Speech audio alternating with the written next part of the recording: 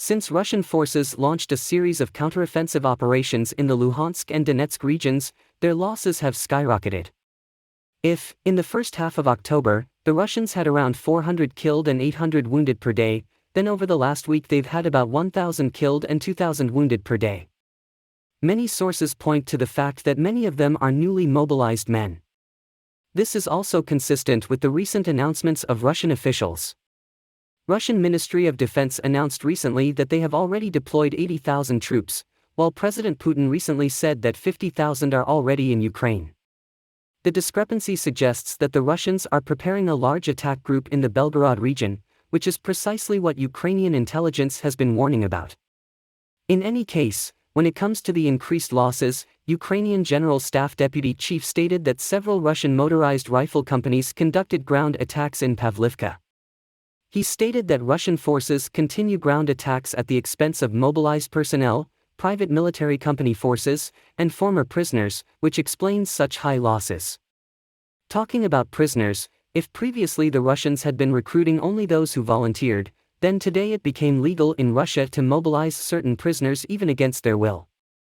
The Institute for the Study of War suggests that the Russians made a mistake by not waiting until enough mobilized personnel had arrived to amass a force large enough to overcome Ukrainian defenses despite poor weather conditions. It seems to me that this decision, like so many decisions in this war, was made to achieve political rather than military goals. By the way, yesterday I talked about the reversal of the trend in the southern part of the Donetsk region, and I said that according to some unconfirmed reports, the Russians are retreating from Pavlivka.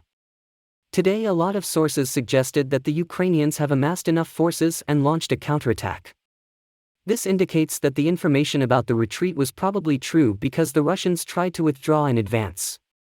After all, Russian commanders have been vocal about the Pavlivka operations and asserted on multiple occasions that this offensive operation is a mistake, and even if successful, it will be very hard to hold the line. In the Kherson region, Ukrainian forces conducted a precision strike and destroyed an area of concentration of Russian forces located in the hotel near Oleshki. Those who are watching my channel on a regular basis might remember that Oleshki is the main town through which the Russians have been reinforcing Kherson. This is where the Russians constructed the first ferry across the Dnipro River.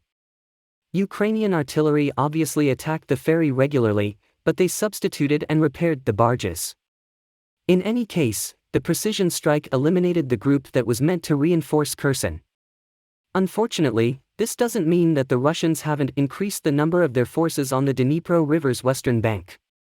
If previously, the Russians had around 20,000 soldiers here, then now they have up to 30,000 soldiers in this region.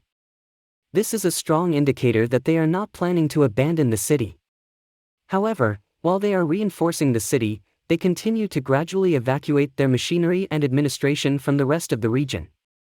Around a month ago, I told you that the Russians had launched an evacuation in Snayarivka.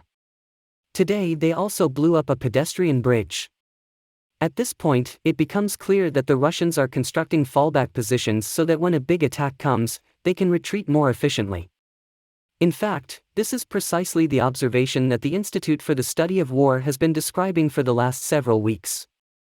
Overall, we can expect many things to happen here in the near future because we have been observing massive movements behind the scenes for far too long, and it is doubtful that this was in vain. If you are against the invasion of Ukraine and want to support the work that I am doing, consider making a purchase in the online store UA Supporter. Here you can find a lot of products with Ukrainian symbols, to not only show your support for this channel, but also for Ukraine.